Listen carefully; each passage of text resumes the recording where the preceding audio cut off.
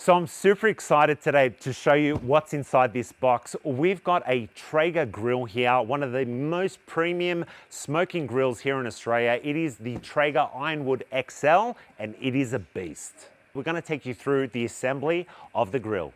All right, so when you are going through the assembly, an important thing is to make sure that you've got space. Lay out all your items, all right, around the grill. The first thing that gets attached to the body of the unit is the legs. So we roll it back, all right, in order to get access to the base of the unit where our legs go. Now just make sure when you are doing this step, have something behind the actual hood because it will want to open, okay? So just protect it with the cardboard that was already in the box. One of the first things you want to look for is this envelope right here. In this envelope is the instruction manual on how to assemble the unit. It will detail the warranty, which is a 3-year comprehensive warranty from Traeger. And then you also have all your nuts and bolts, everything required for your assembly is in the kit, okay? So you don't need to go and purchase anything to put the grill together. Traeger, all about convenience, they do it all for you. You want to grab your legs, line up the number with the corresponding number, which also has the same color. Doesn't get easier. Just make sure that you line up the holes, and the holes, okay? So you can lock it into place. All right, following through on the simplicity of it, you've got this page here, all right? And it just follows A, B, C, D. That's your sequence, okay? So that's A. You get your round piece here. I think they call it a washer. You put that on part A, grab part C, put that on. Another washer. Grab another washer, put that on, and then grab a nut and just at the ends, okay? Just to prepare, make it a little bit easier for the rest of the steps coming. So once you've got all your screws, okay, there's 8 of them. You're gonna need 2 per leg, okay? So 4 sets, and then you're ready for the next step. Long screw, your flat washer, that goes in to one of the holes, line it up on the other end and feed it through.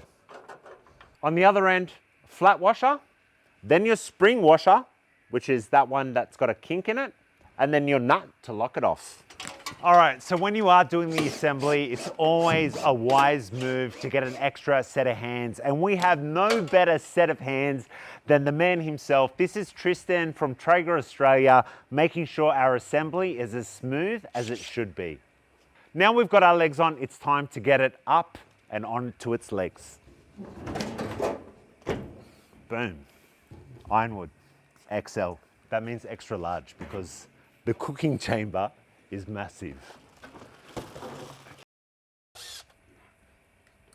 So once you've got this thing on its legs, it's really easy from here. We've got a handle in my hand. We're gonna attach that to the body, okay? And then we're gonna fit out the inner internals of the grill. So there's no drive down to the hardware shop to do an assembly for a Traeger. All the parts, all the hardware is included in the kit. Don't lose them. All right, so line up your handle. So all right. You can do, what's easiest, is you feed the nut up first through the hole. Yeah, hang on. Put your, that like that. Yeah. Lower it down and then just screw it on. Child's play. Absolutely. And with the provided Allen key, you feed it in, tighten it up. Okay, so you've got an insulating barrier here that sits between the hood and the actual handle. You want to make sure that that is this way, okay? So it's going to sit flush with the handle. It won't be exposed when we actually close it down. So what you'll find with your Traeger grills, they have this component here. It's PAL, which stands for pop and lock, okay? So you can hang things off your pop and locks like spatulas, cleaning products and the like. It makes it super convenient and it gives you somewhere to put your accessories. So you've got an insulating barrier here, 2 screws with a washer. They go into these holes here, okay? So just line them up, screw them in a little bit, not all the way, because our pop and lock shelf is gonna hang off these and then we can tighten it down. Just make sure you do it on both sides of the chamber. So you actually have 3 sections for your pop and lock screws that go into the bottom of the chamber. 1, 2, and underneath the hopper is the third one.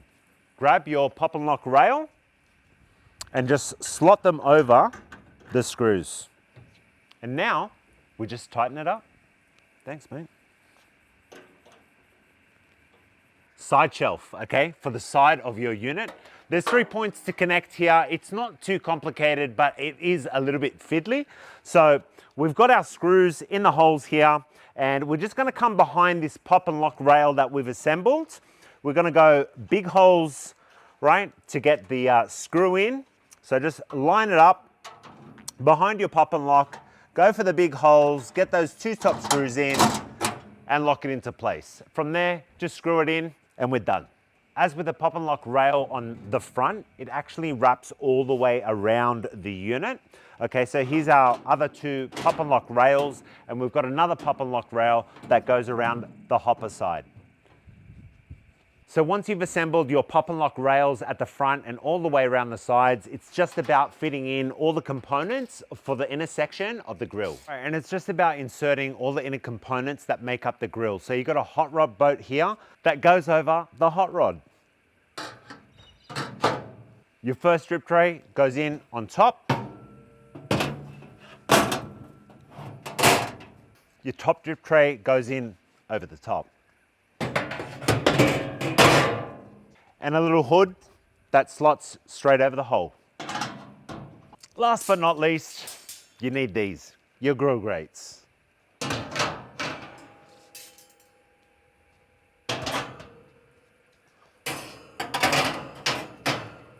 And there you have it, my friends, a Traeger Ironwood XL, the bee's knees of pellet smokers right here in Australia.